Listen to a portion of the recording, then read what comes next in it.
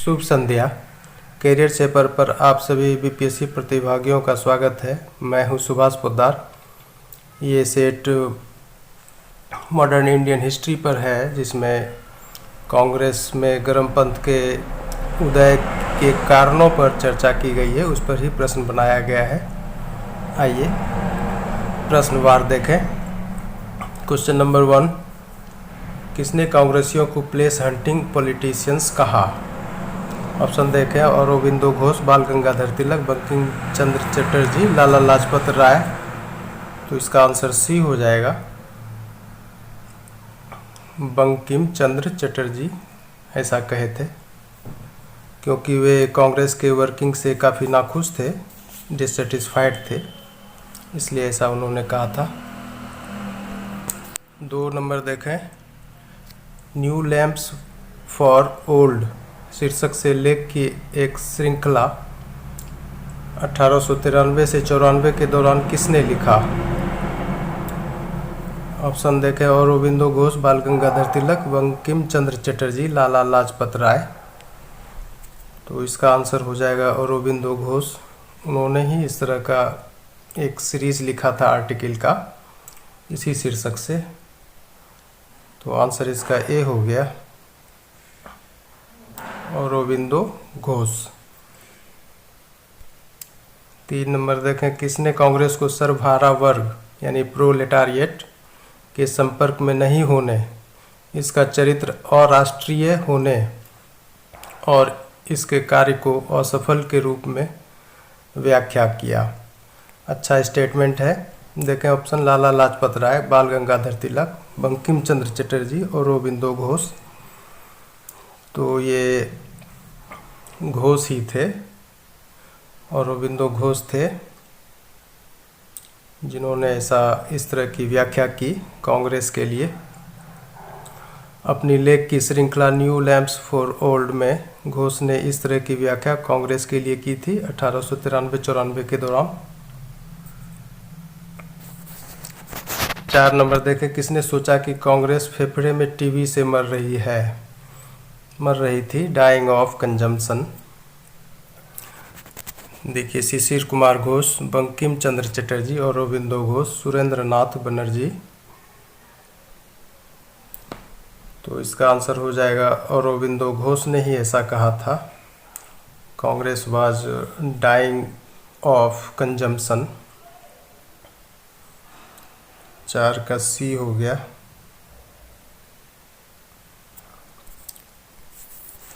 5 number देखें।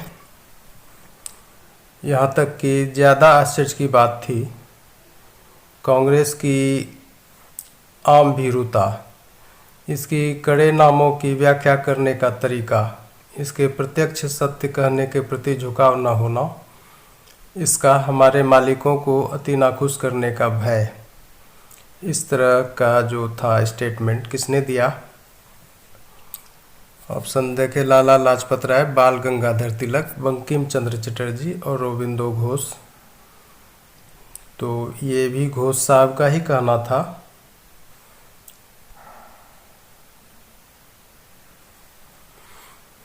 उन्होंने देखिए क्या कहा, yet more appalling was the general timidity of the Congress, its glossing of hard names, its disinclination to tell the direct truth, its fear of too deeply displeasing our masters। ये अरबिंदो घोष का कहना था। Appalling means होता है shocking या extremely bad. 6 number देखें। गर्मपंथ के विकास में निम्नलिखित में कौन से कारण एवं परिस्थितियां सहायक हैं? ऑप्शन देखें। बंगाल विभाजन, कर्जन की प्रतिक्रियावादी नीतियां, बढ़ता हुआ पाश्चात्यकरण के प्रति प्रतिक्रिया, समकालीन अंतर्राष्ट्रीय प्रभाव। ये चारों ऑप्शन सही हैं। इसके अलावे भी और कारण और परिस्थिति थे, जैसे ब्रिटिश शासन की सच्ची प्रकृति की पहचान, कांग्रेस की प्राप्तियों के साथ असंतुष्टि, भारत की आर्थिक स्थिति का बदतर होना। तो ये सब काउज था और ये एक सरकमस्टांसेस था कि एक्सट्रीमिज्म का ये हुआ, राइज हुआ, तो इसका आंसर ई हो जाएगा। ये सारे ऑप्शन सही हैं।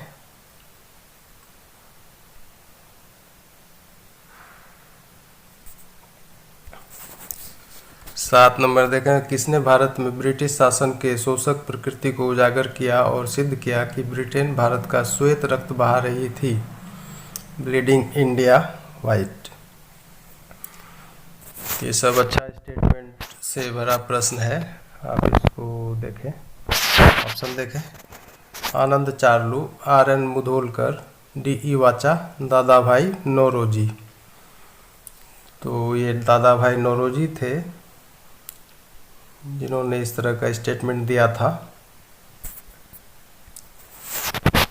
8 नंबर देखें, किसने यह सिद्ध किया कि भारत से अचर रूप से धन का पलायन यानी constant drain of wealth Bharat की आर्थिक दयनीयताओं के लिए प्रत्यक्ष रूप से जिम्मेदार थी?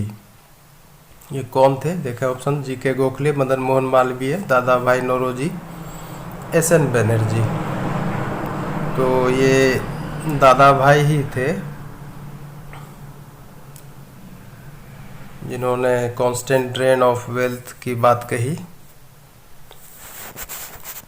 9 नंबर देखें, किसने भारत में ब्रिटिश शासन को एक अचर और अविराम लूट के रूप में चरित्र चित्रित किया यानी कैरेक्टराइज्ड किया? देखें option, R C Dutt, G V Joshi, G K Gokhale, दादा भाई नौरोजी। तो ये दादा भाई नौरोजी का ही स्टेटमेंट है ये सब। एक अचर और अविराम लूट। तो ये देखें, आरसी दत्त और अच्छा, दादा भाई नौरोजी हुआ इसका आंसर। दस नंबर देखें, निम्नलिखित में किस राष्ट्रवादी नेता ने भारत में ब्रिटिश शासन के शोषक प्रकृति को उजागर किया? राष्ट्रवादी नेता ऐसे कौन थे? Anand Charlu, R N Mudholkar, D Wacha, G K Gokhale. तो ये सभी थे, ये सभी नेशनलिस्ट लीडर्स हैं जो इस चीज़ को उजागर किए, उसके एक्सप्लॉयटेटिव नेचर का उजागर किए, ये लोग उसको एक्सपोज किया। ये सभी लोग थे, चार्लू, मुधोलकर, वाचा, गोखले।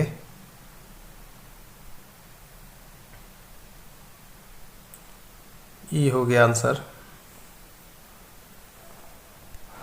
11 नंबर देखें, एस एन बनर्जी ने भारत सरकार के द्वारा व्याख्या की गई उद्देश्यों और व्यवहार में लाई गई नीतियों के बीच बड़ी खाई की व्याख्या की। यानी जो प्रोफेस्ड एम था गवर्नमेंट ऑफ इंडिया का और जो प्रैक्टिस्ड पॉलिसी थी उसके बीच बिग गैप को उजागर किया, व्याख्या किया उसका एस एन बनर्जी ने। तो किसके संबंध में था, यही क्वेश्चन है। ऑप्शन देखें, भू राजस्व नीति के संबंध में, लोक सेवाओं में भर्ती के संबंध में, देशी शिक्षा प्रसार के संबंध में, व्यापार नीति के संबंध में। तो इसका आंसर बी हो जाएगा, लोक सेवाओं में भर्ती के संबंध में। और ये भू राजस्व नीति के संबंध में आर सी दत्त और जी वी जोशी ने जांच पड़ताल की थी। 12 देखें, पहली बार कांग्रेस के किस सत्र में भारत की बढ़ती गरीबी पर संकल्प लाया गया? तो ये कलकत्ता अधिवेशन था 1886 का, जब ये बढ़ती गरीबी पर एक रिजोल्यूशन लाया गया था। तो इसका आंसर बी हो जाएगा, सेकेंड आईएनसी सेशन था कलकत्ता में। और यही रिजोल्यूशन सब्सिक्वेंट कांग्रेस सेशंस में ईयर आफ्टर ईयर एफर्म किया गया था, यानी उसको दृढ़ता से पेश किया जाता रहा आगे। 13 नंबर देखें, कांग्रेस द्वारा किस कारण ऐसा कहा गया कि गरीबी 50 मिलियन लोगों की भुखमरी के कगार पर है।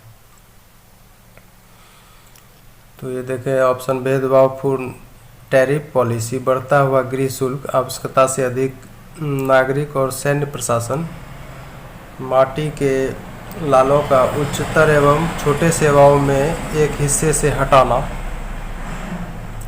ये सभी कारण सही हैं। इसके अलावे भी और कारण थे, जैसे short sighted land revenue policy, यानी कि जो विचारों की कमी वाला था ये पॉलिसी, लैंड रिवेन्यू पॉलिसी, और indifference to technical and industrial development of India, यानी कि तकनीकी और औद्योगिक विकास भारत का, उसमें उदासीनता।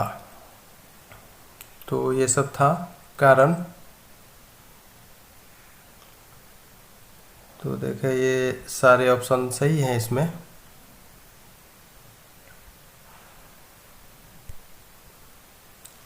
आंसर ई हो गया।